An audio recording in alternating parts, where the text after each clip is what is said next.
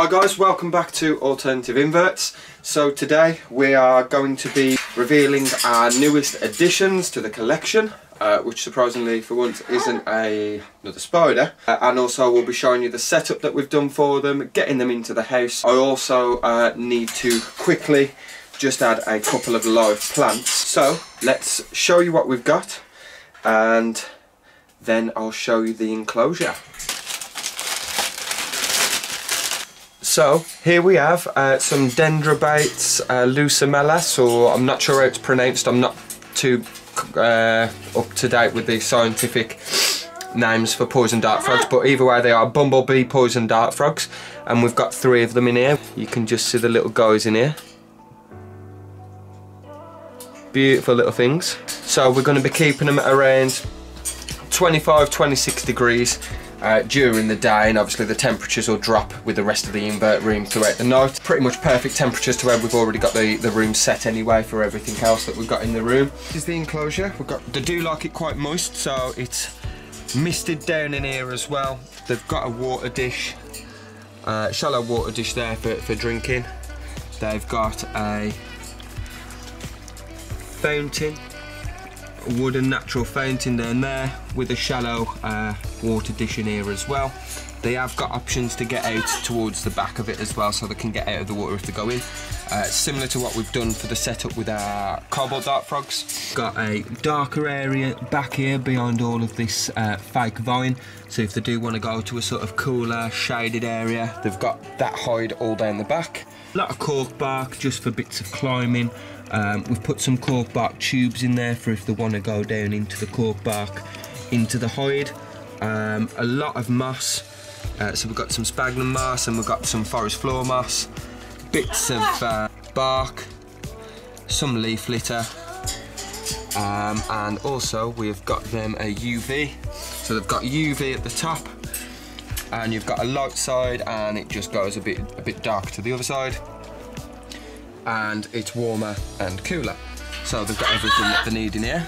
I've added springtails and everything into here as well, so they can eat the springtails, but also the springtails will easily breed in here with so much of the water, and they'll keep it nice and clean. I think it's an alright setup. I just need to put a live plant down there, and we'll also put a live plant down there too. Right, okay, so we've got the plants out, we have removed all the soil, given them a clean, and the roots, given them all a clean. I'm going to plant them now in here, and then they'll get some good indirect UV at the back. I'm going to move the UV bulb slightly forward.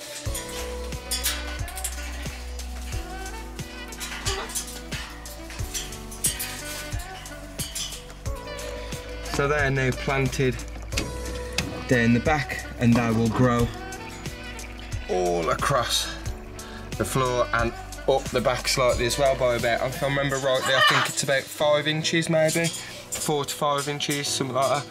And then again in the corner over there, we've got the same going on. Poison dart frogs, obviously they're called poison dart frogs.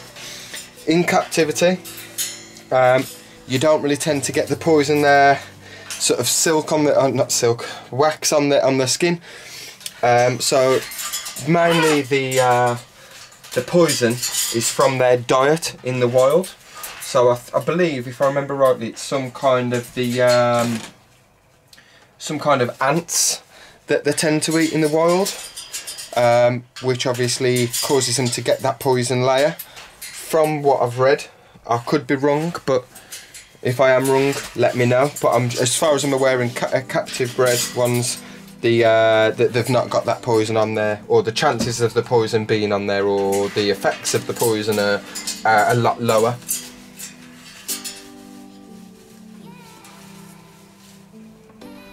So there's the one.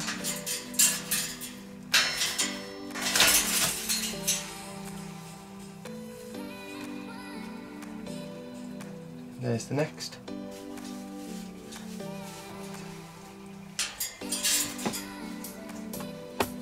There we go.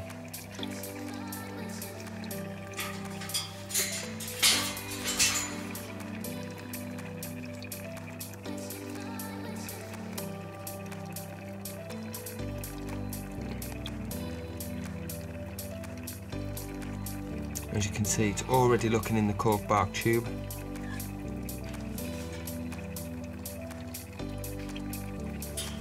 Absolutely stunning creatures. And here's the male. And that's definitely a female here at the back.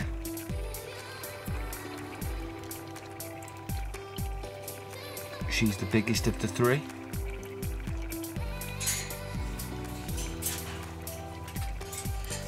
And they feed off small insects such as like your pinhead crickets, your fruit flies, ants, anything like that will be suitable for these guys. So we'll leave them to get in, settled in. Just having a jump around. We don't want to make sure they don't jump out.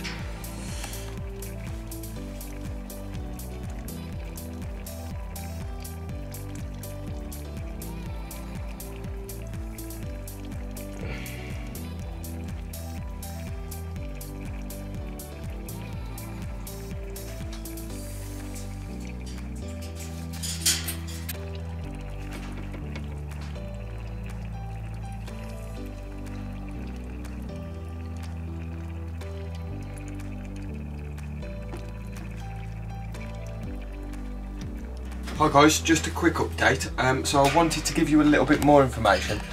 So the guys have settled in there. They've found their little home. I've added some extra bits that I wanted to show you as well and give you the reasons why. I've changed a few little bits in the enclosure, and also we've been hearing a lot of this, which I was aware of that it would happen, but it's been going non-stop. I managed to capture it on my phone because it was doing it so frequently, and it's actually our male calling out for the female. So I'll just play that again, see if you can hear it.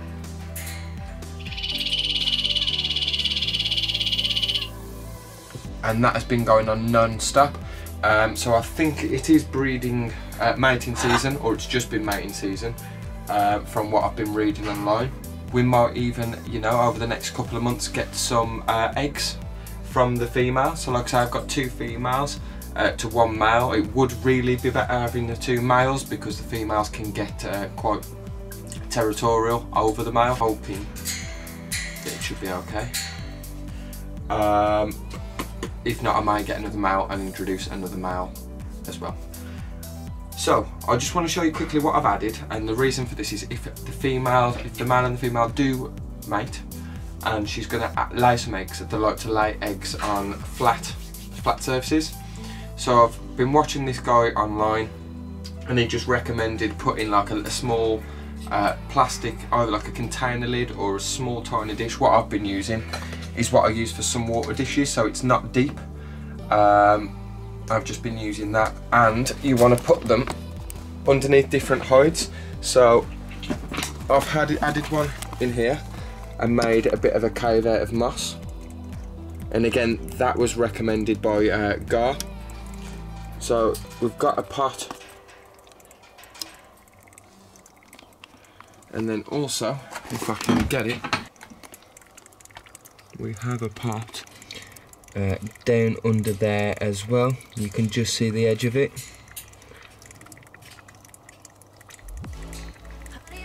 And that's where the actual female stays as well. So I'm hoping that she'll drop some eggs into that little pot. We can just see one of the guys up here at the way, just hiding it. Don't worry, you can't get down the back, I have double checked.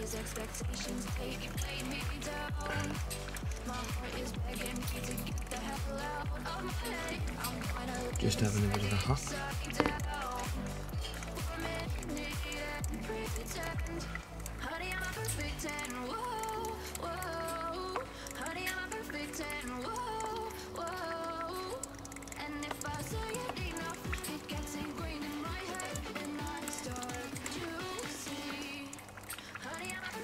So that's everything, guys. We've had a few molts. We're doing a lot of breeding at the moment.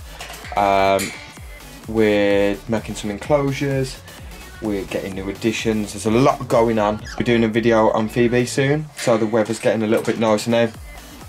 This weekend I'm looking to make a perch that I can use for her in the living room, and also because the nice weather is coming I can use it outside as well. And I'm going to get some response videos of Phoebe, so I'm trying to train her to come to me, to fly back away to the perch, call her, come back to me. So I'm doing some response training, and I'm going to get her a harness as well, so we can do some response training out in the garden in the summer. So there's lots coming up, lots of different stuff. I'm going to be rehousing my Flamingocoilus everetti. That's probably going to be the next one. It needs rehousing, she's finally molted. Get her rehoused and then continue the search for a bloody mature male. If you have a mature male, you have a young adult male, you have any male, let me know and I will have it off you. I'll buy it off you, or if successful I'll do a 50-50 split on the slings with you as well. Don't ask, you don't get. Ain't that right? Yep. So guys, I hope you enjoyed. If you do, give it a thumbs up. If you don't, give it a thumbs down. Make sure you drop any comments below. Hit subscribe and smash the bell notification as well, so you know when our next video is up. Have a great weekend, even though you can't do nothing because we're in fucking lockdown. And I'll see you again soon. Bye bye.